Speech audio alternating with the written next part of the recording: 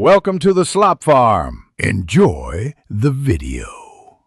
You start by opening Settings and heading straight to Display.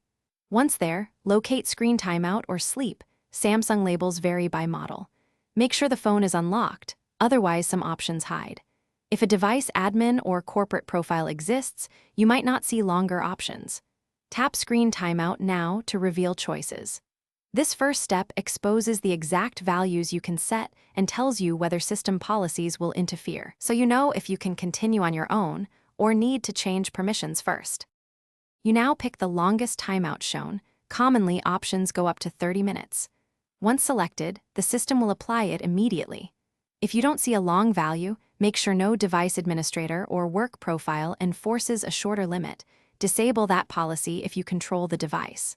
Alternatively, enable developer options and use Stay Awake while charging for temporary longer display. Make sure to revert developer tweaks later. Otherwise, battery drain is the trade-off for extended screen time. Finish by confirming the timeout and testing. Lock the phone, then leave it idle to verify the new interval. If the timeout reverts or never applied, check security apps, corporate device management, or Samsung Knox that can override settings. Remove or adjust those controls if possible.